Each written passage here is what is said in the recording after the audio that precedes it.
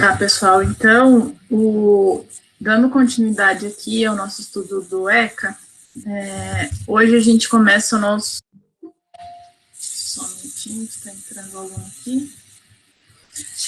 Hoje a gente começa no artigo 200 do ECA, que fala um pouco sobre o papel do Ministério Público nas ações ligadas aos direitos da criança e do adolescente. E aí, a atuação do Ministério Público, nesse caso aqui, as prerrogativas que ele tem, as atribuições e as prerrogativas que o Ministério Público tem não diferem muito das atribuições que ele tem em ações penais, por exemplo, nas quais ele é o titular da ação penal pública também, né? Mas tem alguns detalhes específicos que a gente precisa, então, falar deles, que estão previstos aqui, com toda aquela ideia que nós sempre ressaltamos, né, dos princípios do ECA, que são a proteção integral, a criança e adolescente, toda a proteção especial que a criança e adolescente tem por serem seres humanos em desenvolvimento. Então, o papel do Ministério Público também está ligado a essa proteção. Então, no artigo 201, ele inicia falando quais são as atribuições do Ministério Público. Então, no inciso primeiro, tem lá, conceder a remissão como forma de exclusão do processo. Nós já falamos de remissão nas nossas aulas anteriores, né? E aí está aqui no material de vocês o artigo 126, que trata da remissão, né?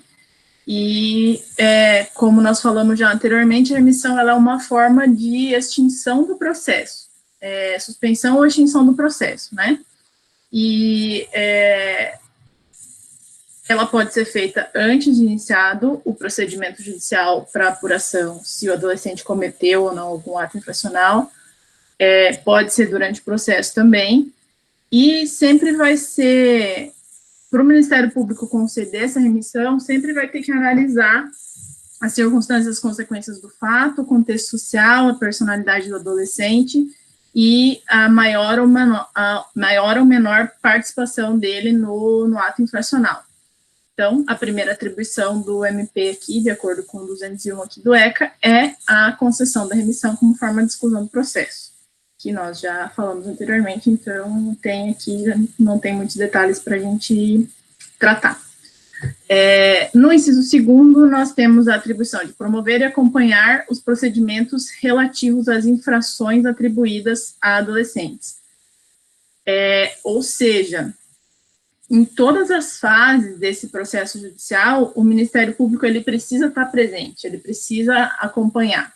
Além de promover a ação, ele vai estar nos atos, nas audiências, vai ter que se manifestar, vai ter que acompanhar realmente todo esse procedimento para apurar as infrações, como papel dele de fiscal da lei, né? O inciso terceiro fala que então, o Ministério Público precisa promover e acompanhar ações de alimentos e procedimentos de suspensão e destituição de poder familiar, nomeação e remoção de tutores, curadores e guardiães, bem como oficiar em todos os demais procedimentos da competência da Justiça e da Infância e da Juventude. Ou seja, o Ministério Público ele não é a única pessoa responsável. O que esse inciso traz para a gente? O Ministério Público não é o legitimado exclusivo para essas ações. Ele pode ajuizar, mas também existem outras pessoas que podem ajuizar esses procedimentos, como também nós já tratamos lá no começo do estudo do ECA, né? Os procedimentos de suspensão e destituição do poder familiar, eles podem ser feitos pelos interessados, pelas pessoas que têm a guarda já das crianças. Então, o MP, ele pode entrar com essas ações, mas não é o único tipo. Boa noite, Alexandre. E assim, mesmo quando ele não ajuiza a ação, quando ele não é o autor da ação, ele vai precisar atuar como fiscal da lei nesses processos, né? porque quando nós tratamos de procedimentos aqui para garantir os direitos da criança e do adolescente, a gente está falando de direitos indisponíveis, direitos difusos, direitos coletivos, né? Então, como são direitos muito importantes, que não podem ser renunciados e precisam, enfim, ser tutelados, o MP, quando ele não é o autor da ação, ele precisa atuar como fiscal da lei nesses feitos, tá? Continuando aqui, no inciso 4º, pessoal, se tiverem alguma dúvida, né, alguma coisa, chamem no chat aí ou façam uma pergunta aqui pelo microfone. Inciso 4º, então, promover de ofício ou por solicitação dos interessados a especialização e inscrição de hipoteca legal e prestação de contas dos tutores, curadores e quaisquer administradores de bens de crianças e adolescentes nas hipóteses do artigo 98. Do que trata esse inciso aqui? O artigo 98, que nós já estudamos também, fala das medidas de proteção que podem ser aplicadas às crianças ou adolescentes quando os direitos delas forem ameaçados ou violados. E aí, nesse caso, então, se tiver uma lesão ou ameaça dos direitos, o Ministério Público ele pode se utilizar desses instrumentos aqui, que são a hipoteca legal, a prestação de contas, os tutores, para garantir que a gente está pensando aí numa compensação financeira, né? Então, é possível utilizar desses instrumentos aqui, a pedido do Ministério Público, para garantir que as crianças ou adolescentes recebam, né, alguma compensação financeira no caso dessas violações, ameaças de direitos aqui que estão previstas lá no artigo 98, que a gente já estudou. O inciso 5º diz também que o Ministério Público é responsável, então, por promover o inquérito civil e ação civil pública para a proteção dos interesses individuais, difusos ou coletivos relativos à infância e adolescente, inclusive os definidos no artigo 220, parágrafo 3º, inciso 2 da Constituição Federal. Então, promover esses inquéritos civis ou ações civis públicas, então, competência do MP também. Um exemplo que é bastante utilizado o Ministério Público muitas vezes ajuiza ações civis públicas para garantir vaga em creche, né, por exemplo, para obrigar que o Estado cumpra esse dever que ele tem de fornecer creche para crianças, né, que não estão na escola ainda, né, crianças menores, e, enfim, para isso, então, o Ministério Público pode promover uma ação civil pública para garantir vários direitos das crianças que estejam sendo violados, né, ou ameaçados. Aí, aqui seguindo no nosso estudo, o inciso 6º, ele fala de alguns direitos, né, que o Ministério Público tem quando ele está instaurando ou instruindo esses procedimentos administrativos.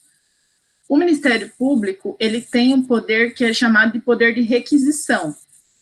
Ele não é igual o juiz, por exemplo, se o juiz determina que alguém forneça uma informação, a pessoa que não cumpre essa determinação, ela está descumprindo uma decisão judicial e pode responder, inclusive, de acordo com o Código Penal, né, por desobediência. Mas o Ministério Público não tem esse poder decisório, né, que é o do juiz, de obrigar, mas ele tem esse poder de requisição. Então, ele vai, por exemplo, se ele precisa de um dado, se ele precisa de qualquer documento para instruir esses procedimentos, ele vai fazer um ofício requisitando essas informações, esses exames, essas perícias, e claro que pode utilizar de instrumentos também, pedir ao juiz que determine esse fornecimento se as partes se recusarem, né, se as pessoas se recusarem. Então, ele pode, ele também tem a possibilidade de colher depoimentos, esclarecimentos, né, o Ministério Público, quando ele está instruindo um procedimento, ele chama as pessoas lá na própria promotoria, faz interrogatório, faz depoimento, ele pode pedir que pessoas sejam conduzidas coercitivamente pela polícia, se recusarem aí injustificadamente.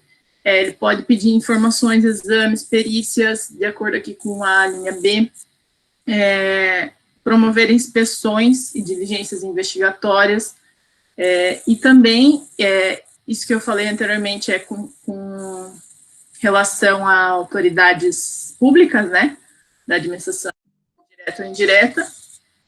E na linha C também tem a previsão de que o MP pode requisitar essas informações e documentos também a instituições particulares e privadas,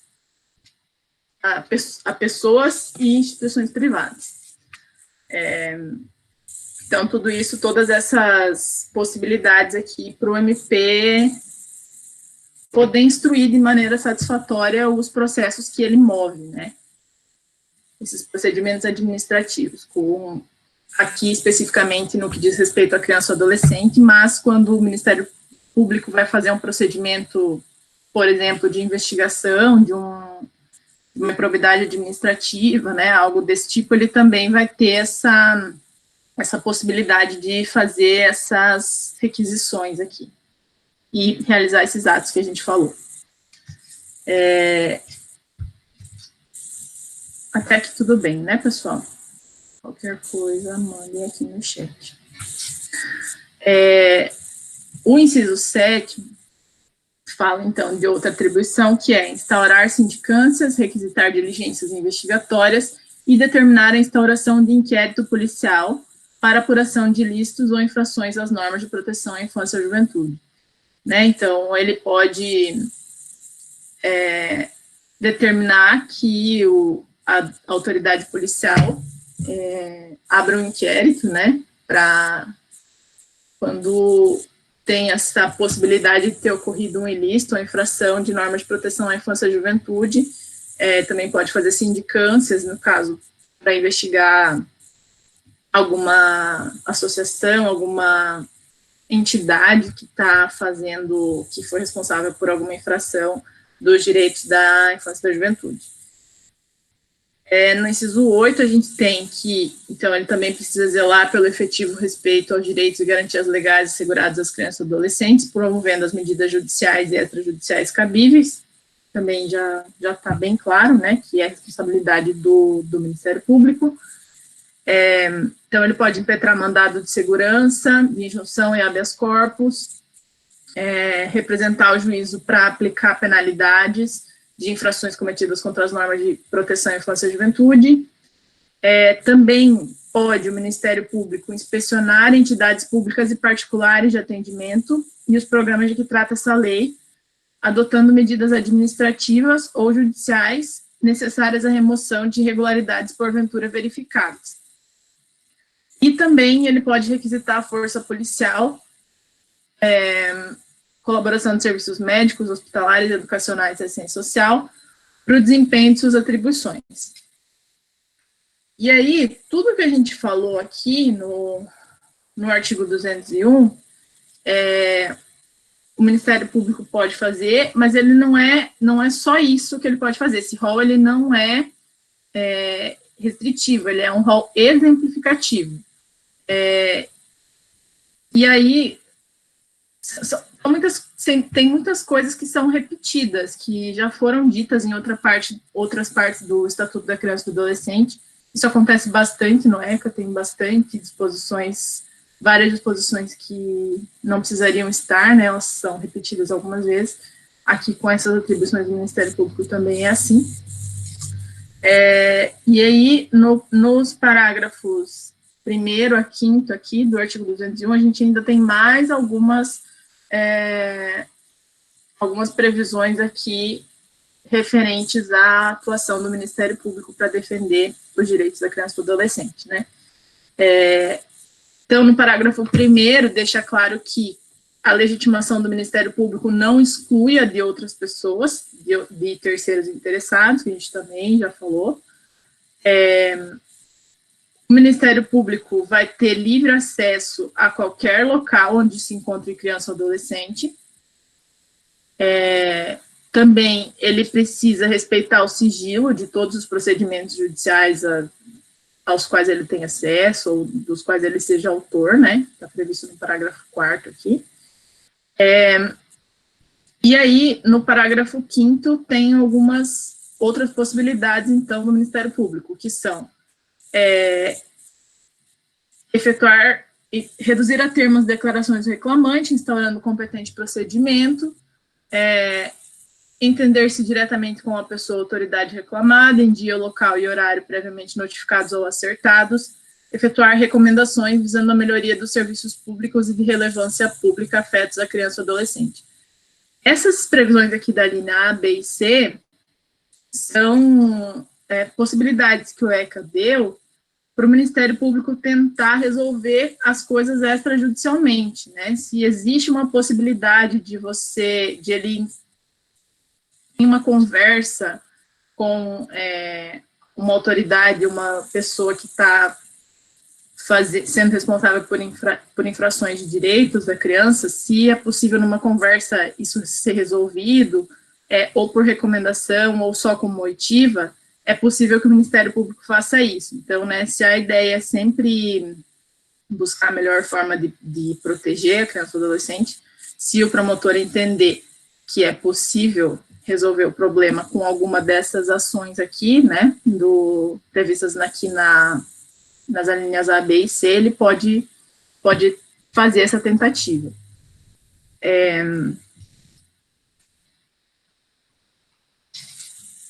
Tranquilo, né, pessoal? Até aqui. Vou tomar uma aguinha só um pouquinho.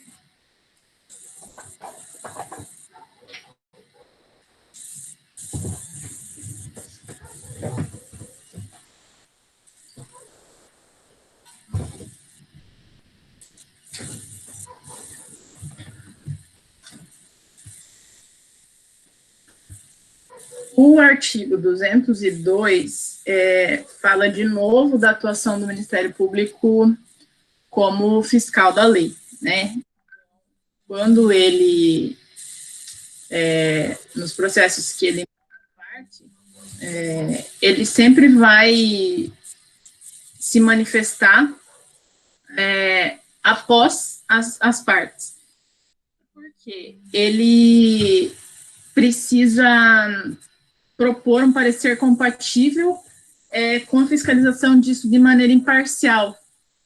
Ele, então, está previsto aqui no artigo 202, ele vai atuar obrigatoriamente na defesa dos direitos e interesses que cuida a lei, hipótese em que terá vista dos autos depois das partes poderem apresentar documentos e requerer diligências usando os recursos cabíveis. Então, quando o Ministério Público atuar nos processos, o objetivo disso vai ser sempre achar a melhor solução para a criança naquele caso. Então, nada mais justo, nada mais correto, no caso, do que ele ser ouvido sempre depois das partes. E essa aqui é a previsão aqui do artigo 202.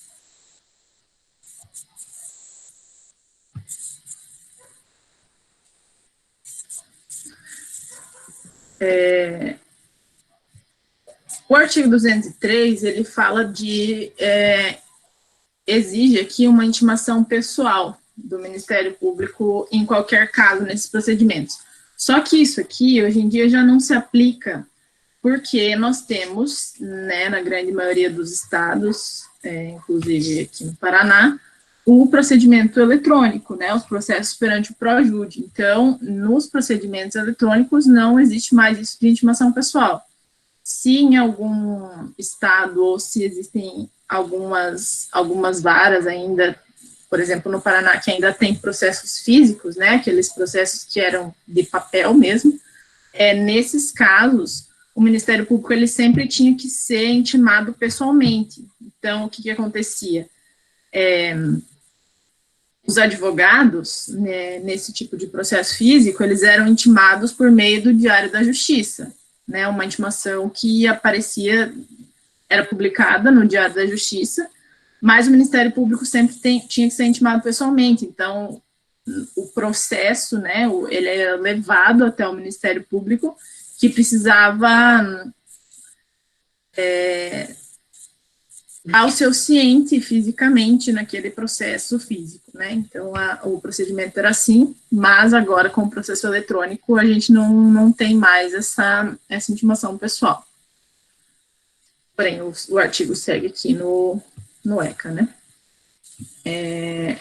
Quanto à falta de intervenção do MP, isso é um motivo de nulidade, conforme previsão aqui do artigo 204. E essa nulidade, ela pode ser decretada de ofício pelo juiz ou requerimento de qualquer interessado. Quando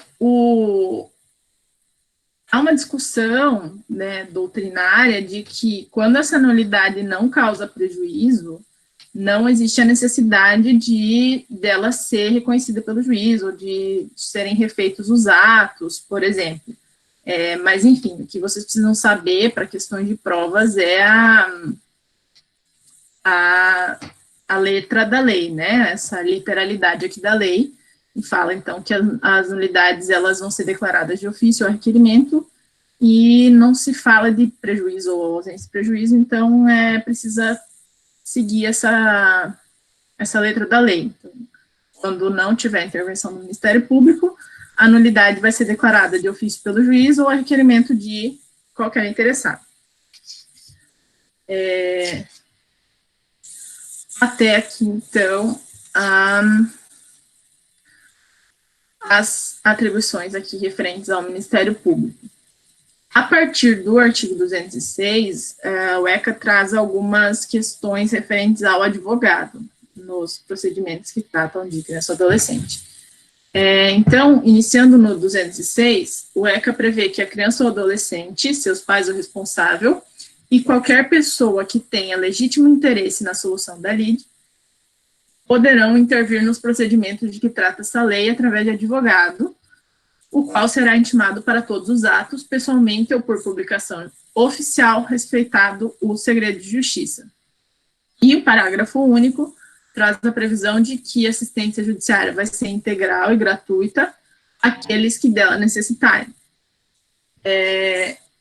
Então, o advogado, ele é componente fundamental na garantia dos direitos, né, tanto de pessoas que respondem a processos criminais, quanto de adolescentes que respondem a qualquer procedimento por ato infracional, né, então, é necessária a presença do advogado nesses casos, e também ela pode ser, a assistência judiciária, ela pode ser oferecida gratuitamente, vai ser oferecida gratuitamente, se o adolescente não tiver recursos para contratar um advogado particular, né? E aí, no material de vocês aqui, eu trouxe uma jurisprudência que trata dessa questão dos advogados, e a parte que está aqui destacada para vocês, que eu queria que vocês prestassem atenção, quando a gente está falando dessa questão do artigo 206, quando se fala da intervenção nos procedimentos ali regulados de qualquer pessoa que tenha legítimo interesse na solução da lide, isso deve ser interpretado de acordo com os princípios que regem o ECA, entre eles a proteção integral. Então, esse terceiro interessado é um terceiro interessado a garantir os interesses do menor, né? Não é possível você admitir num processo, por exemplo, a vítima de um crime como um assistente de acusação. Essa jurisprudência que eu trouxe para vocês trata de uma apelação que a vítima interpôs com relação a uma sentença. E, nesse caso, ela não foi admitida, como não tinha legitimidade recursal essa pessoa, porque quando a gente fala aqui de pessoa que tenha legítimo interesse na solução da lide, nós temos que interpretar isso de acordo com o espírito todo do ECA, que está regido pela proteção integral da criança e do adolescente. Deu para entender essa questão aqui da jurisprudência, pessoal? Quem seria aqui, então, essa questão dos interessados? Beleza? Seguimos, então.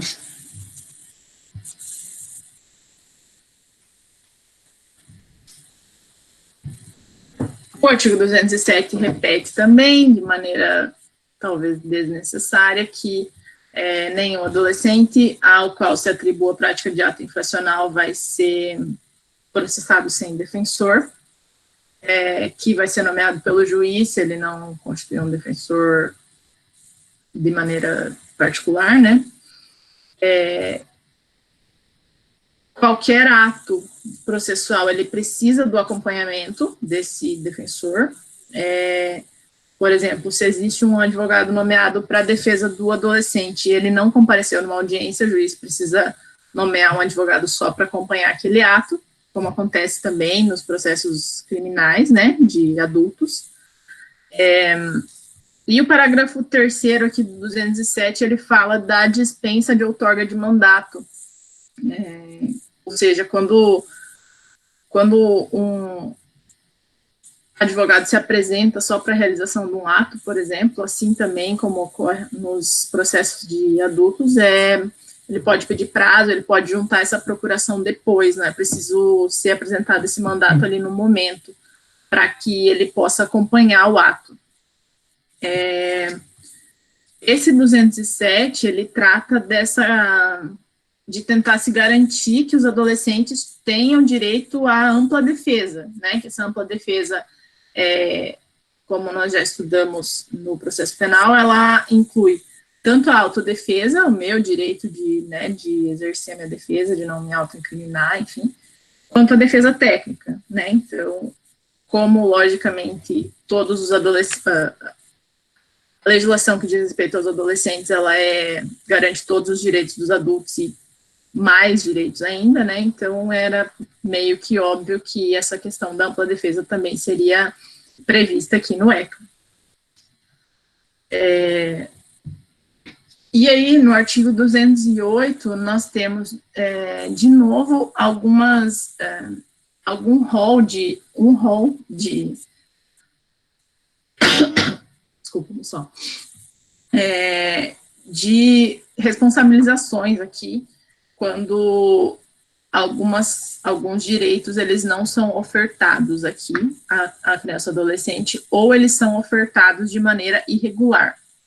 Né? Então, quando o ECA vai listar essas questões aqui, então ele fala que quando regem-se pelas disposições dessa lei, do ECA, as ações de responsabilidade por ofensa aos direitos assegurados à criança e adolescente, referentes ao não oferecimento ou oferta irregular, ensino obrigatório, atendimento educacional especializado aos portadores de deficiência, atendimento em creche e pré-escola, ensino noturno regular, programas de oferta de material didático, transporte, assistência à saúde do educando do ensino fundamental, serviços de assistência social, acesso às ações de serviço de saúde, escolarização e profissionalização dos adolescentes privados de liberdade, ações, serviços e programas de orientação, apoio e promoção social de famílias, programa de atendimento para execução de medidas socioeducativas e aplicação de medidas de proteção, políticas e programas integrados de atendimento à criança ou adolescente vítima ou testemunha de violência.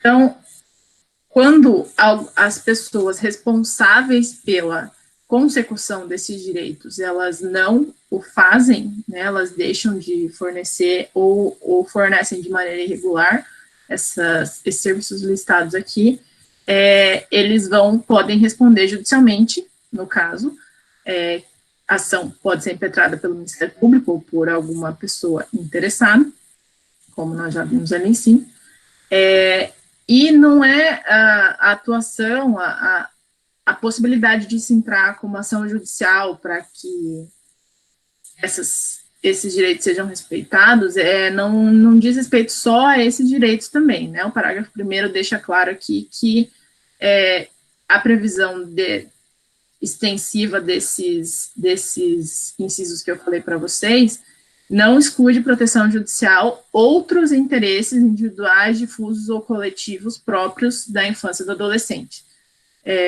protegidos tanto pela Constituição quanto pelo ECA. É possível acionar judicialmente para garantir outros direitos que não sejam os previstos aqui nesses incisos que eu li para vocês. O artigo 209 traz uma previsão aqui com respeito à competência para julgamento dessas ações, né? Então, ele diz que as ações previstas nesse capítulo serão propostas no foro do local onde ocorreu ou deva ocorrer a ação ou omissão, cujo juízo terá competência absoluta para processar a causa, ressalvadas a competência da Justiça Federal e competência originária dos tribunais superiores. Então, qual que é a função primordial aqui do 209?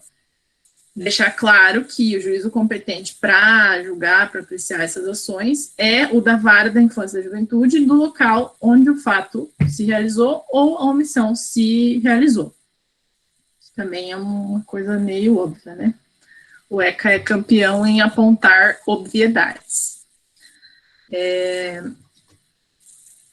Podemos seguir, pessoal? Até aqui tá tranquilo? Como sempre, né? Sempre tá tranquilo. O artigo 210, então, ele traz a previsão de que são legitimados de maneira concorrente. O que é uma legitimação concorrente? É quando quem propõe a ação primeiro tem o primeiro lugar de preferência, no caso, né? Então, para as ações cíveis fundadas em interesses coletivos ou difusos, são legitimados de maneira concorrente Ministério Público, União, Estados, Municípios, Distrito Federal e Territórios, associações legalmente constituídas há pelo menos 1 ano e que tenham entre seus fins institucionais a defesa dos interesses e direitos protegidos por essa lei. E aí, então, qualquer uma dessas pessoas pode ajuizar a ação, e quem ajuizar primeiro estabelece essa legitimação, no caso. E eles também podem atuar conjuntamente, né? Digamos que haja na comarca de Medianeira uma associação que esteja legalmente constituída há apenas 1 ano, que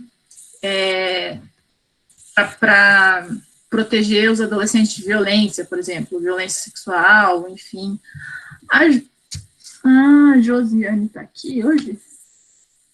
Acho que não, né? A Josiane, ela atua num programa que trata de violência sexual, né? Eu ia perguntar para ela se eles têm uma associação constituída, enfim, qual era a situação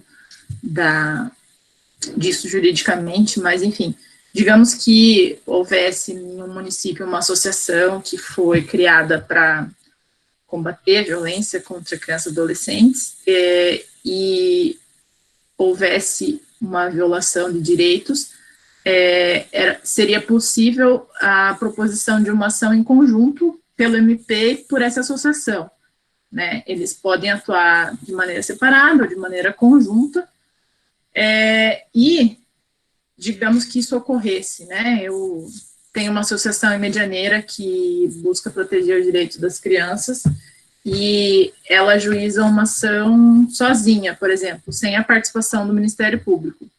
Se, em algum momento do processo, essa associação desiste ou abandona essa ação, o Ministério Público ou outro desses legitimados pode assumir a titularidade dessa ação. Isso está previsto aqui no parágrafo 2º do artigo 210. E assim como nós falamos lá em cima, quando o Ministério Público ele não é autor desse tipo de ação, ele participa delas como fiscal da lei. Então, de alguma forma, ele vai estar participando como autor ou fiscalizando, né, essa ação. O artigo 211, então, ele traz a previsão que os órgãos públicos legitimados poderão tomar dos interessados compromisso de ajustamento de sua conduta às exigências legais, o qual terá eficácia de título executivo extrajudicial.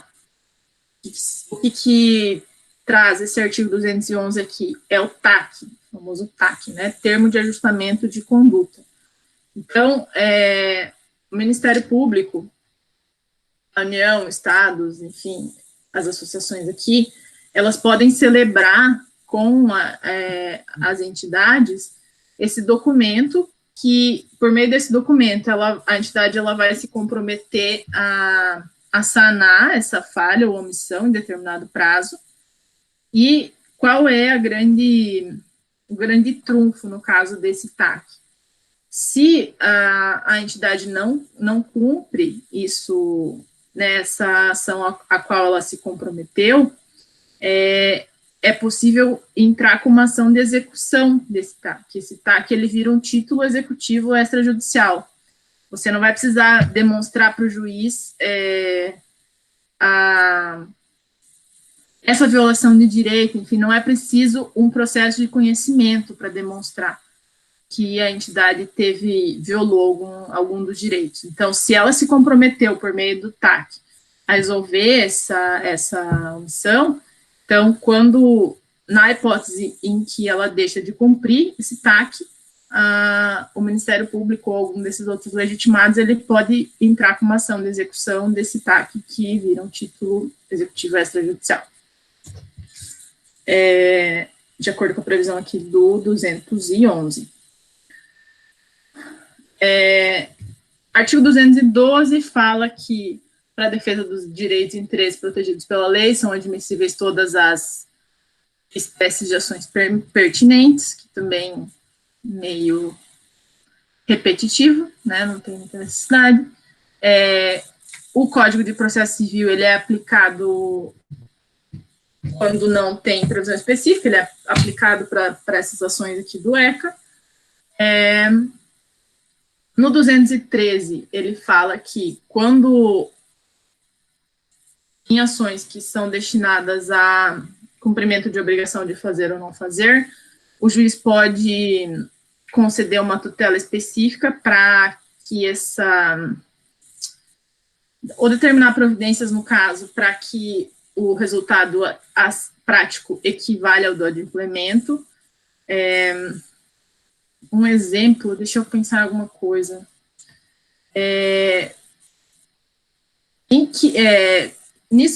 Essa questão aqui diz respeito a, por exemplo, você vai entrar com uma ação obrigando, pensar numa coisa, a fornecer vagas em creche. O município, por exemplo, até ele construir uma creche, vai demorar muito tempo, né? Então, o juiz, por exemplo, pode determinar que o município pague uma escola particular, por exemplo, que tenha vaga que forneça esse serviço de creche no município. Então, na prática, esse resultado vai equivaler ao município construir uma creche pública e inserir as crianças nessa creche. Então, por exemplo, essa previsão aqui no artigo 213 seria algo nesse sentido. Se o Ministério Público, se o juiz entender que é possível ele determinar uma outra providência que resolva a situação, no caso, colocar as crianças em uma creche particular, que o município efetue o pagamento, então ele também pode fazer, desde que garanta esse direito, né? E aí o parágrafo 1º fala da possibilidade de que nessas ações o juiz conceda tutela liminar, quando houver relevante fundamento da demanda e receio de ineficácia do provimento final, aqueles requisitos que são necessários a qualquer liminar, né? Quando a gente fala do processo civil, tem que ter esse relevante fundamento e o receio de ineficácia do provimento final. Então, tanto no processo civil quanto aqui nessas ações do ECA, é possível o juiz conceder uma liminar. Multa diária também é possível, de acordo com o artigo 2º. E essas multas, tanto multa no caso de liminar ou uma multa que ela é imposta por ocasião do julgamento do processo, elas vão ser destinadas ao fundo do Conselho dos Direitos da Criança e do Adolescente do município. Então, o conselho que é responsável por execução de políticas públicas, né, da proteção dos adolescentes, das crianças e adolescentes em cada município, ele pode receber dinheiro dessas multas. Isso está previsto no artigo 214 aqui. Quando nós falamos de recursos aqui no ECA, a regra é que os recursos eles tenham efeito apenas devolutivo. Mas é possível que o juiz conceda efeito suspensivo caso haja perigo de dano irreparável à parte. Essa previsão está no artigo 215 aqui. Então, em regra, os recursos vão ter efeito só devolutivo, mas o juiz pode conceder se considerar que tem esse risco de dano irreparável à parte.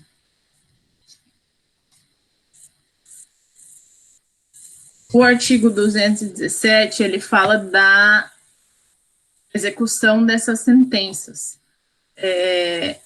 Quando transcorre o prazo de 60 dias do trânsito em julgado de alguma sentença condenatória e a associação, como eu falei para vocês antes, né, que uma associação de defesa dos direitos das crianças, por exemplo, ela pode entrar com uma ação. E aí, digamos que ela ganhou essa ação, mas ela não executou essa ação no prazo de 60 dias depois do trânsito em julgado, o Ministério Público deve ajuizar essa execução. Então, não é uma faculdade do Ministério Público, né, é um dever. Se o autor não executar essa sentença, não tentar impor, né, essa condenação que foi conseguida, o Ministério Público ele precisa ajuizar essa execução. Quanto às custas, o ECA traz essa previsão de isenção das custas, no artigo 209 também, já teve nós já tratamos outro artigo que também já falava que não seriam cobradas custas. Aqui nessas ações previstas aqui no 200 e seguinte também não tem essa cobrança de custas, taxas, emolumentos, honorários periciais. Aqui no artigo 220, nós temos uma previsão de que qualquer pessoa poderá e o servidor público deverá provocar a iniciativa do Ministério Público, prestando-lhe informações sobre fatos que constituem objeto de ação civil e indicando-lhe os elementos de convicção. Ou seja, esse artigo deixa claro que prestar informações para o Ministério Público sobre fatos que possam constituir, então, violação dos direitos da criança e do adolescente, é uma faculdade de qualquer pessoa, né? Eu, Maíra, posso ir ao Ministério Público e informar e pedir a ação do promotor, no caso, mas quando se trata de servidor público, isso é uma obrigação, né? Então, uma faculdade de qualquer pessoa e é uma obrigação do agente público.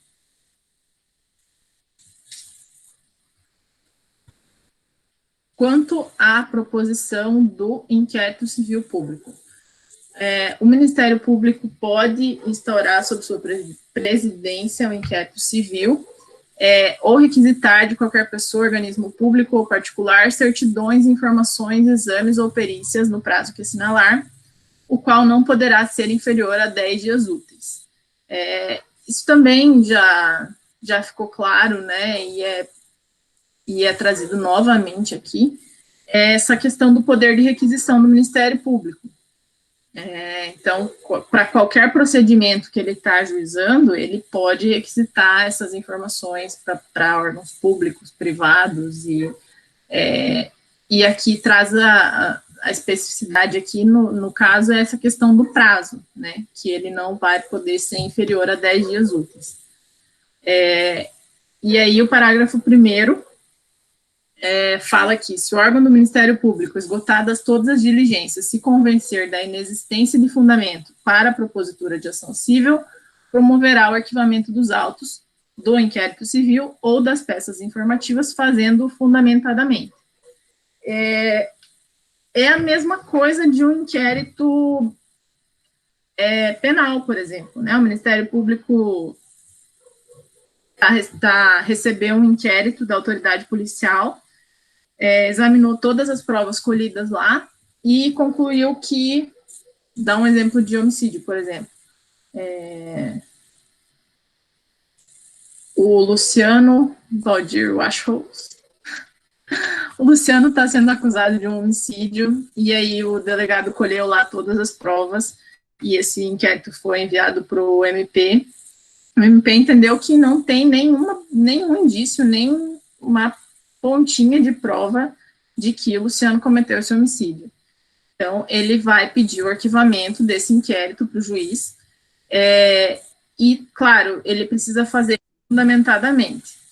Não foi, Luciano? Não foi. Não, até o Ministério Público entendeu que não foi você, Luciano. E aí, todas essas, qualquer ação relacionada, eu estou tentando dar um exemplo para você, dar um pouco dos exemplos de penal para vocês, porque eu acho que é mais fácil visualizar. É mais fácil dar os exemplos, né? Então, se no inquérito penal o Ministério Público, se ele for pedir o arquivamento, ele precisa fundamentar, no ECA aqui é a mesma coisa, né? Então, se ele instaurou um inquérito civil com relação a alguma lesão de direito aqui, e no fim depois de colhidas todas as provas necessárias, ele se convenceu de que não tem indício de que esses direitos da criança e do adolescente foram violados, então ele vai propor o arquivamento desse inquérito e vai fazer ele fundamentadamente. E, no caso do inquérito civil, eles precisam, para que seja, então o Ministério Público vai fazer esse pedido, vai fundamentar esse pedido, e ele vai ser obrigatoriamente remetido ao Conselho Superior do Ministério Público, e no prazo de 3 dias, conforme está previsto aqui no parágrafo 2º do artigo 223. Antes do Conselho Superior do Ministério Público decidir se vai homologar ou rejeitar essa promoção de arquivamento do Ministério Público, as associações legitimadas podem apresentar razões escritas ou documentos que vão ser juntadas a esses autos de inquérito. O que é importante destacar aqui? Essa questão do inquérito civil público, ela tem uma disciplina bem rígida para esse arquivamento, né? Então, ou seja, eu quis comparar para vocês aqui com relação ao penal. Num inquérito que apura um crime, o Ministério Público, se ele entender que não é motivo de oferecer denúncia, se ele entender que precisa ser arquivado esse inquérito, ele vai propor esse arquivamento ao juiz.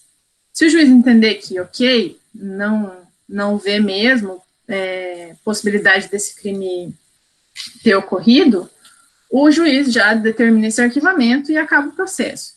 Se o juiz... Vocês lembram dessa... Agora deixa eu... Tô falando um pouco de penal, deixa eu responder aqui no chat para mim.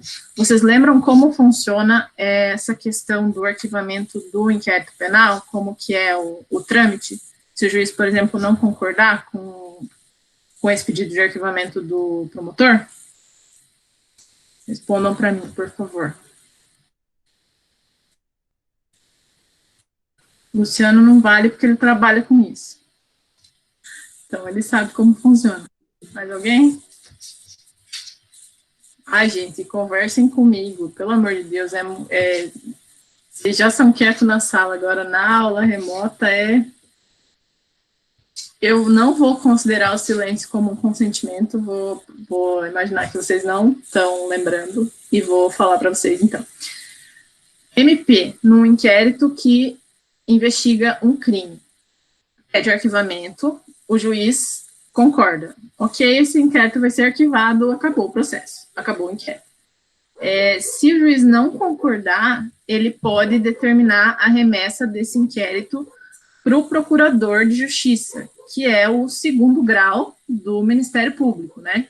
Então, mandou para o procurador de justiça. O procurador de justiça também entendeu que não tem por que continuar com esse inquérito, que esse inquérito precisa ser arquivado. O juiz não tem outra alternativa senão arquivar esse inquérito. Agora, na questão do inquérito civil público, como vocês podem ver aqui no artigo 223 e parágrafos, o arquivamento, ele é obrigatoriamente, ele é revisado pelo Conselho Superior do Ministério Público. Então, sempre com aquela ideia de que, quando nós tratamos de crianças e adolescentes, a proteção, né, esse princípio da proteção, ele rege os procedimentos, né, toda essa coisa. Então, quando para arquivar um inquérito civil público, sempre vai ter que ter essa manifestação do Conselho Superior do MP.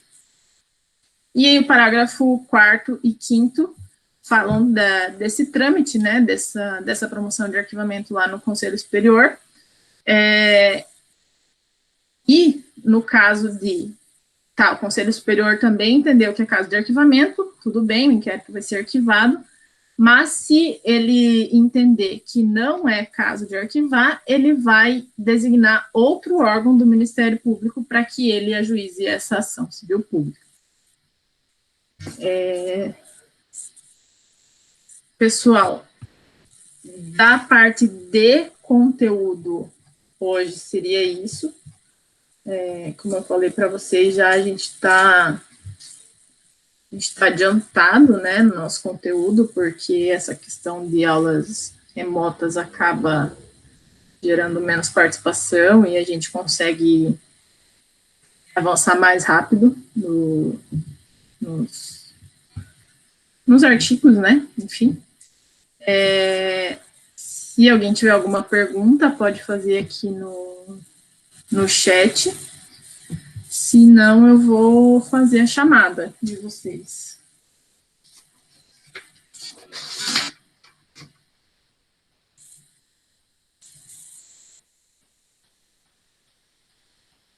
Tem perguntas?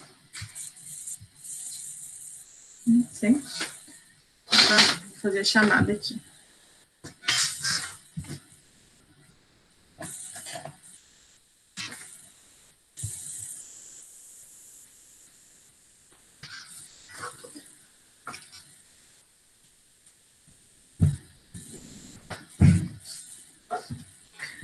Adriciele.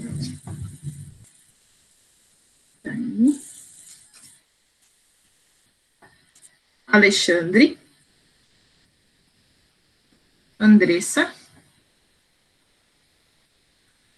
Andressa acho que tá aí também, né? Acho que eu tinha visto antes. Andressa tá. Cassiano. Daniela. Douglas.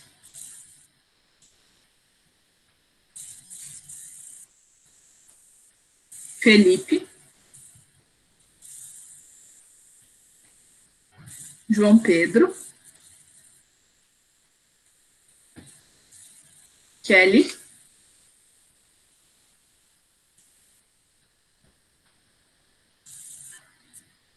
Letícia. Letícia tá aí. Luciano Rasper. Luciano Valdir tá aqui. Luísa. Luísa acho que tá também, né? Tá. Mariane. Matheus. Matheus. Natália.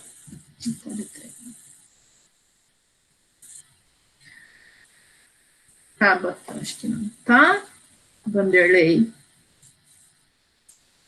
Vanderlei tá aí. Davi. Bruno. Josiane. Emanuela. E Elaine.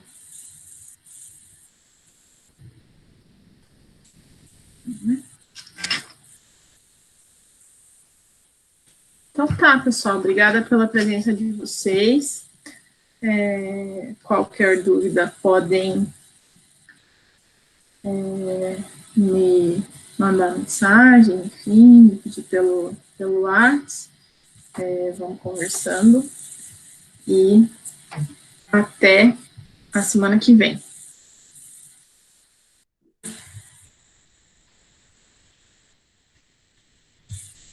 Tá?